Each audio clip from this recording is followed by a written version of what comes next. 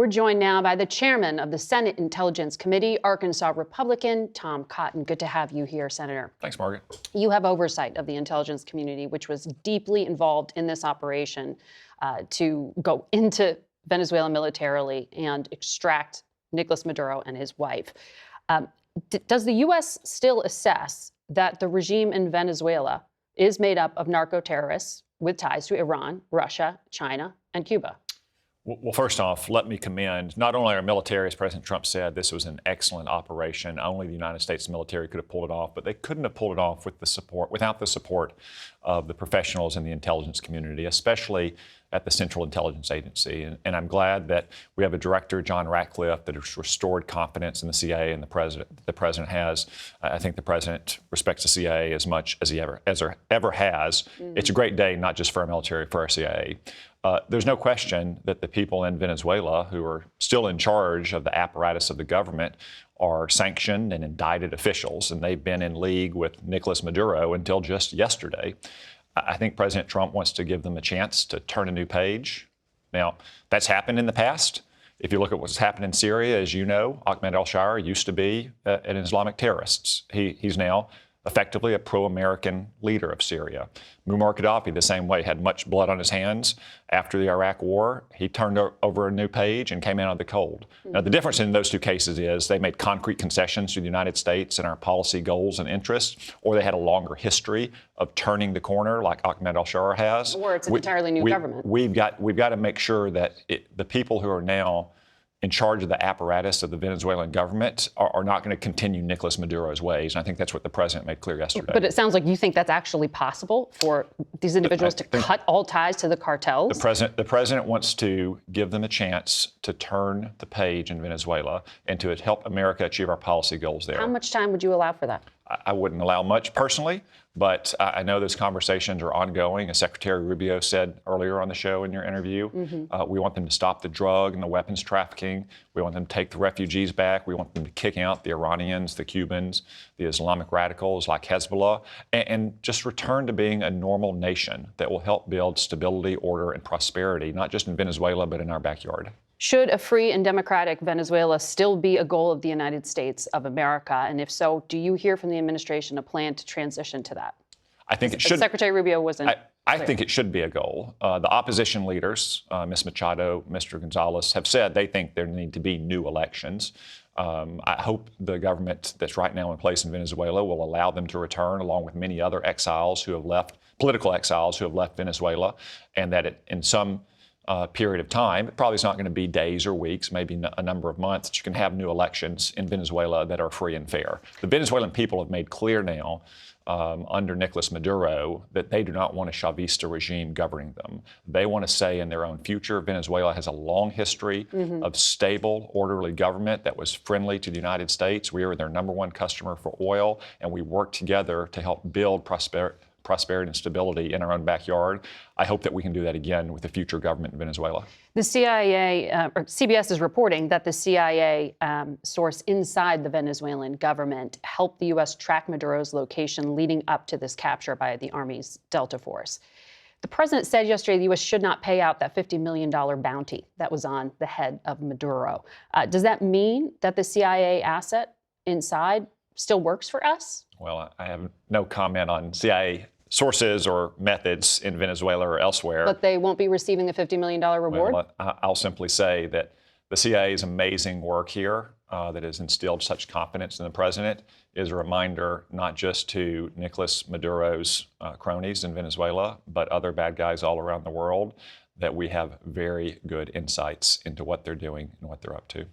So when the president says we will run Venezuela, you are confident that there are actual American assets helping to do that? Is that how I should I'm confident that we have very good insight into Venezuela and other adversaries, foreign nations and terrorist groups around the world. That's why the president has such confidence in John Ratcliffe and the CIA. Well, China was trying to provide support to Venezuela during a U.S. pressure campaign. But where were they when Delta Force went in and got Nicolas Maduro? They were nowhere to be found. And frankly, that's the same thing you saw in June with China and Russia and Iran. We struck Iran, China and Russia did nothing. They stood idly by. That's a reminder that the United States is still the world's dominant superpower. Our friends are very happy today. Our enemies are very worried. But the person running the country, Delcy Rodriguez, spoke yesterday with Russia's top diplomat. They are in contact with Russia. The defense minister has deep, deep ties to Russia. Is there a U.S.-Russia agreement here? Because there has been speculation based on testimony to Congress back in 2019 by one of Trump's top Russia advisors, Fiona Hill, that Russia has been floating a Venezuela for Ukraine deal here for some time. No, is there any such deal? No, this was a U.S. operation that was designed to remove Nicolas Maduro because he was a U.S. indicted drug trafficker. And you don't get immunity from American justice when you're indicted by our courts just because you're the illegitimate communist dictator of another country. But to be clear, that's not what I'm saying here. Is there an implication that if Russia doesn't meddle in America's backyard, South America, the United States will do something less in Ukraine, which Russia calls its backyard? No, there's no such implication. And obviously, Russia doesn't need any kind of pretext to do so. It's invaded Ukraine twice over the last 11 years. There's no such implication here at all. And this is an operation that the United States conducted on our own without any coordination or cooperation from other countries to advance our national interest, which is to stop the drug trafficking and stop Venezuela from cooperating with countries like Russia and China and Cuba and Iran. The president said Saturday that a second wave military attack had been planned. It wasn't necessary, but it could still be carried out. What would necessitate it, and what would you support? Well, what I took the president to mean is that what we just did with Nicolas Maduro could be done again to other Venezuelan leaders. Several of them are indicted in U.S. courts. They're sanctioned by the United States and Canada and European Union and other nations. And if they continue down the path that Maduro took the nation of Venezuela, then we could conduct the same kind of operation as them. I took that as the president urging them to change their ways or face the same consequences.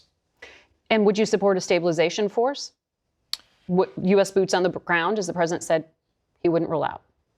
We already had boots on the ground, as Nicolas Maduro learned the hard way. It's always the president's option to use the American military to protect American citizens and interests. And obviously, we have many American citizens inside of Venezuela, and we have many interests and property as well. But I don't think the president, combat and stabilization forces are. But I don't think he plans to do that. And I think we've seen too the president's way of war over the last or over 5 years in office. If you look at 4 major operations, the killing of the ISIS leader in Syria, the drone strike against the Iranian terrorist mastermind in Iraq, the strike against Iran's nuclear facilities, and now this capture of Nicolas Maduro.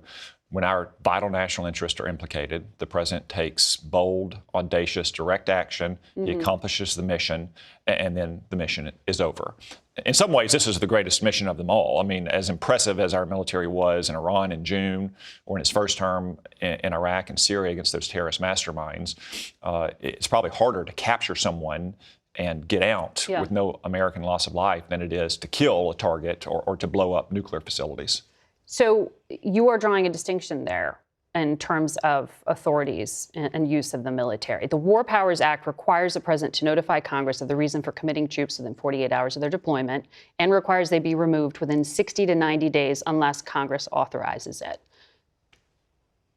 You okay with this open-ended commitment to keep forces as they are? Well, I think he has removed the troops. They were only there for a couple hours to nab Nicolas Maduro. You're talking about the Delta Force operators who are on the ground, but there is a significant military buildup all around South America right now. Yes. You're comfortable with that? Does Congress need any authority? I strongly support it. I mean, part of that deployment was to collect intelligence, to conduct this operation, to quarantine the oil trade that Venezuela was sending to Cuba or sending to our adversaries around the world. But it's not mission accomplished.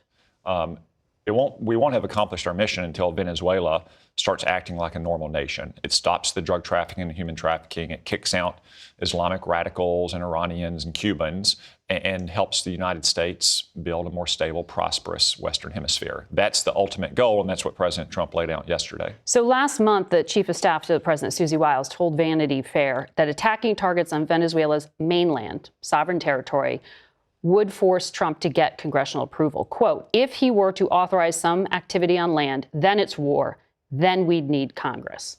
You are a co-equal branch of government. Why doesn't the president need you or your authority or your consultation? Well, I consult routinely with the president and his senior advisors. You personally, sure. Well, as the chairman of the Intelligence Committee, they keep me apprised of what their plans are and what's going on. I mean, I spoke in the last 24 hours, not just with the president, but with his senior team. Every man that was on that stage with him yesterday: Marco Rubio, John Ratcliffe, Pete Hegseth, Dan Kane, Stephen Miller, the core architect of the president's policy here. I've spoken with every single one of them in the last 24 hours.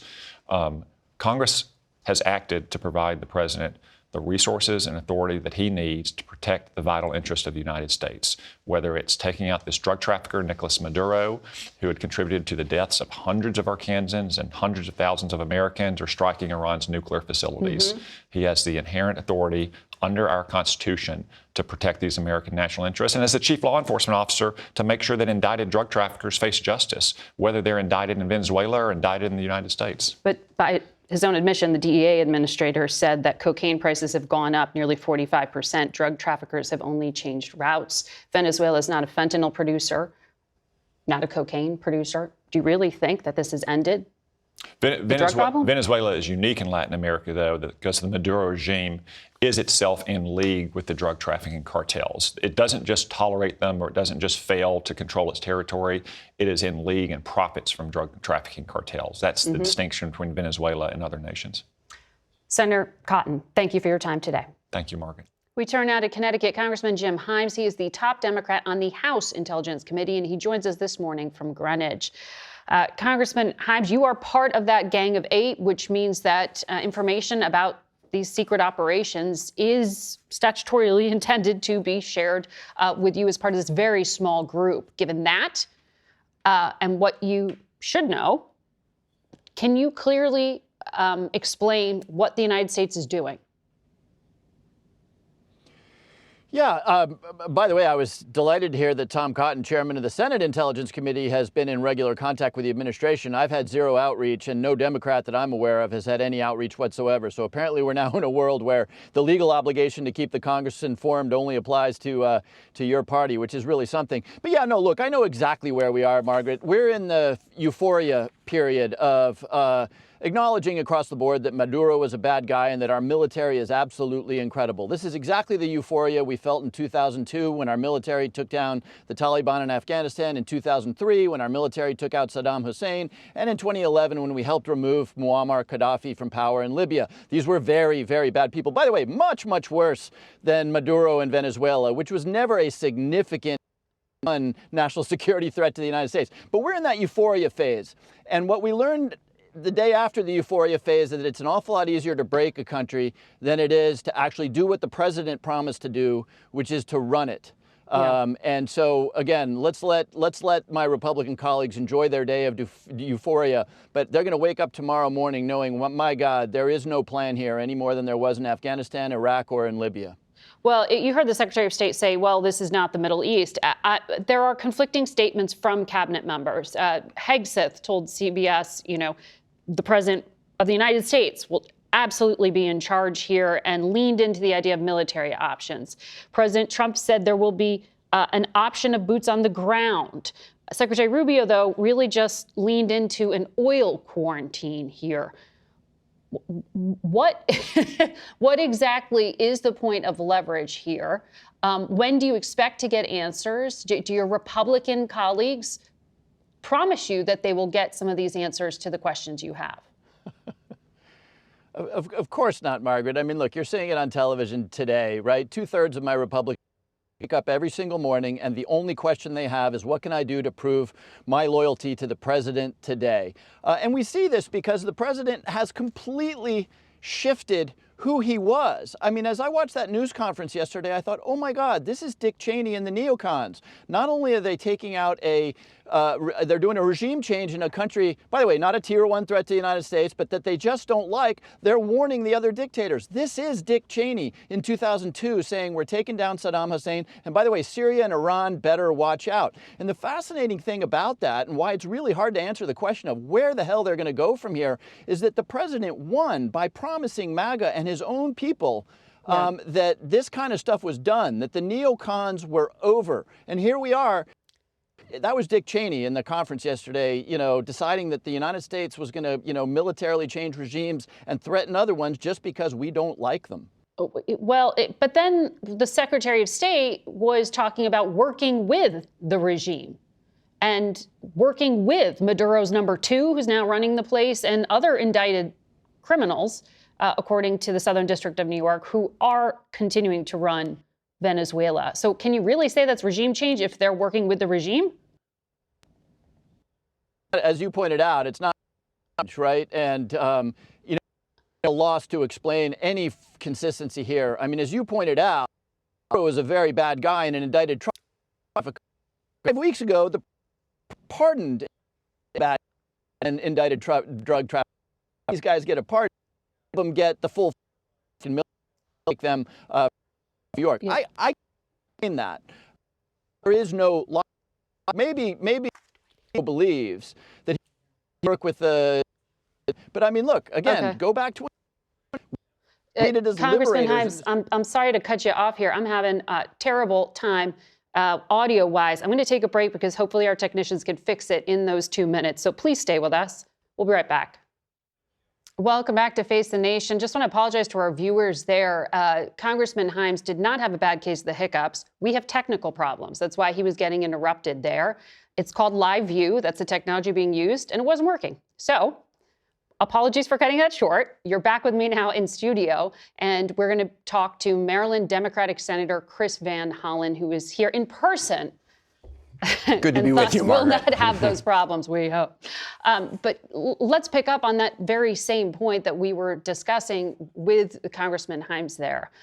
He says that no information was being shared with the top people who have oversight, like himself. What leverage do Democrats have to force the administration to treat Congress as a co-equal branch of government? Well, Margaret, it's hard when the Republicans in Congress are totally AWOL, right? When they want to give Donald Trump essentially a blank check because they continue to have majorities, of course, in the House and the Senate. Obviously, in 2026, if Democrats regain control of either house, we will have the gavel. But in the meantime, we need to go directly to the American people and just make it very clear that in this case, it's my view that the Trump administration's been lying to the American people. This has never been about stopping drugs from coming to the United States. We all support stopping drugs. This, from the beginning, has been about getting rid of Maduro, grabbing Venezuela's oil for American oil companies and Trump's billionaire buddies. That's what this is about. That's why Donald Trump spent so much time yesterday talking about oil.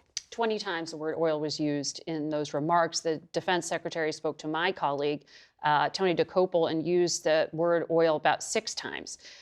There is a lot of focus on those natural resources, but arguably, isn't that what China, Russia, Iran, others are also trying to do, which is to extract their own benefit from this country? You know, what is the counter to that point that the administration would argue? Well, the counter is you don't invade a country to grab their natural resources, right? Do you consider this an invasion, even though, although it's unclear because let's Senator put it this way. Both said there were boots on the ground and that there aren't. Well, they had boots on the ground, right? They took out the leader, and now they're demanding access to Venezuela's oil. That's what this has been about. I mean, Donald Trump, claimed that he'd been against the war in Iraq from the beginning. That wasn't true. But what we do know is he said, well, having gone into Iraq, we should have gotten their oil. Right.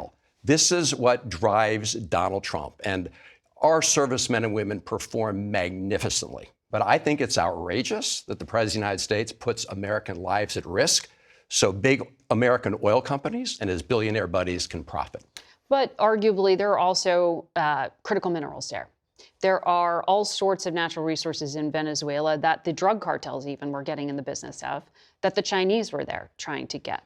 How do you do both things, both corner the market on things that are of vital national security interest, those kind of minerals, and still actually maintain the principles that you're arguing should be upheld?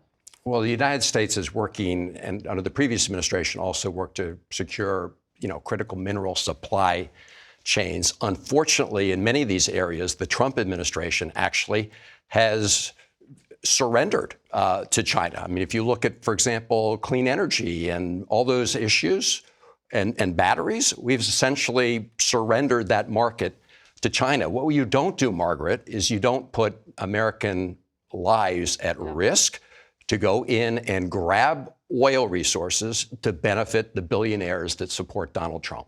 So Chevron, an American oil company, has been operating in Venezuela throughout, and they told CBS yesterday that they continue to work there. My understanding is there are hundreds of Americans working and living in Venezuela still.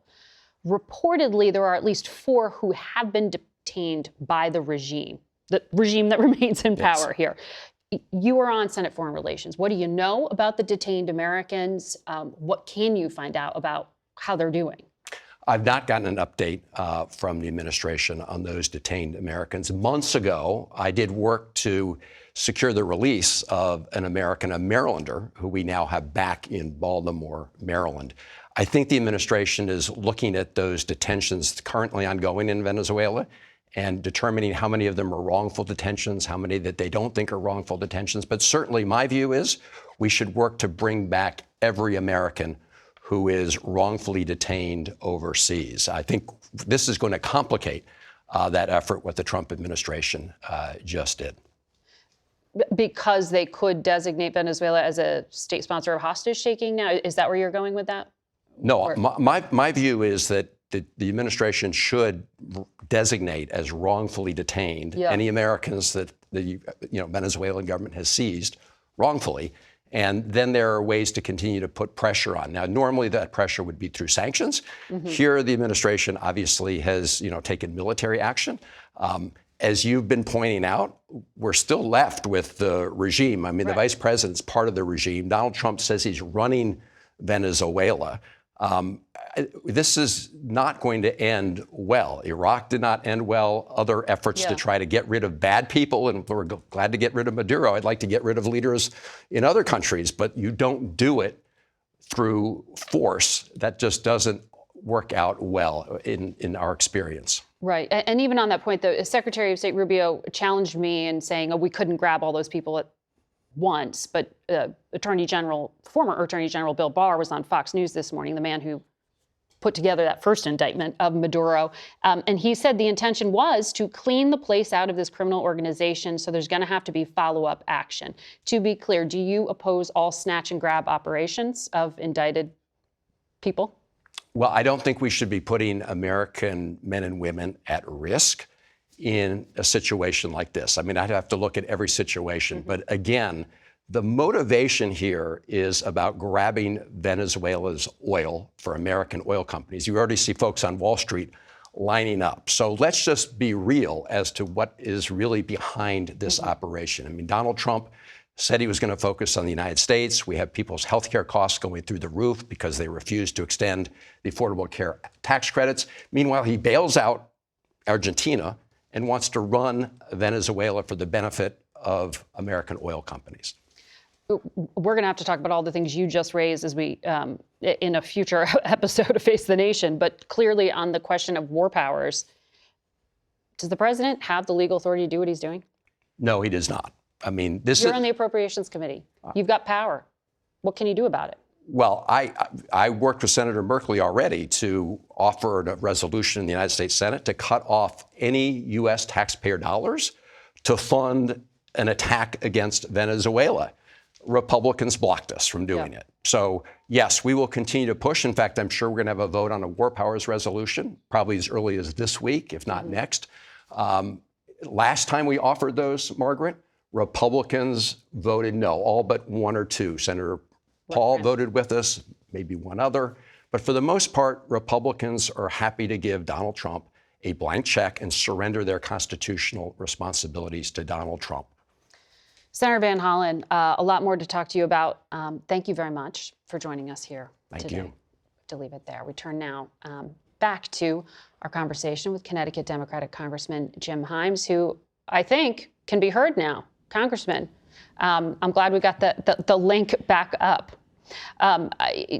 For those viewers who lost you there, can you explain to us, the administration is arguing that what they did is legal, and that the snatch and grab operation of taking an indicted criminal, Nicolas Maduro, to the United States through military force has precedent. And they point back to what happened in the late 80s with Noriega in Panama. What's your challenge to that?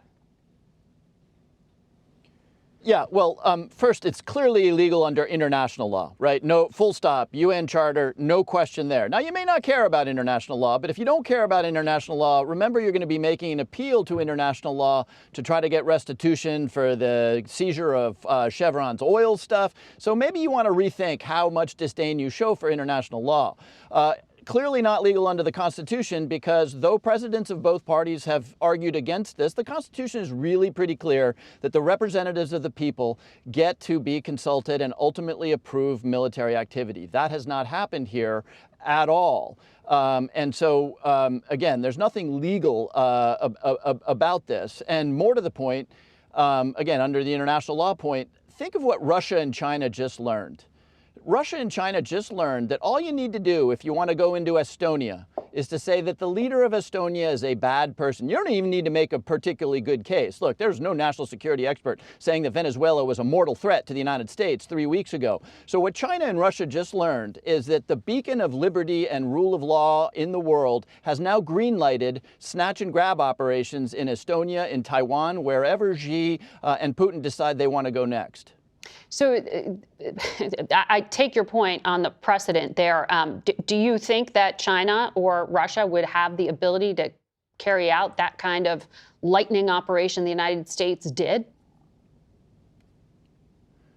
Well, no, but that doesn't mean, well, China, yes. China very soon, and their leader has said, we will develop this capability. We know that their intent is to do precisely this in Taiwan. Russia's a more complicated case. It's, Russia loses 10,000 people to get 3 acres of land in eastern Ukraine. But that may not be true 5 years from now. And by the way, back to the Noriega case, because you do ask a good question there.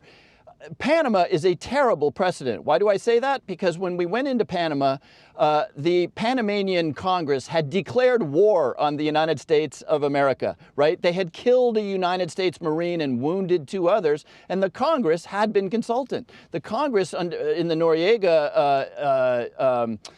mission had authorized regime change. So it's a terrible precedent that the administration is using to say that this is legal.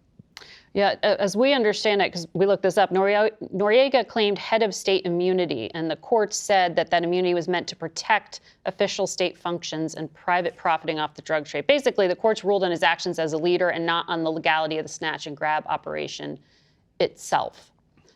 So we're going to continue to track all of this. Thank you, Congressman Himes. Thank you, Senator Van Hollen. We will be right back.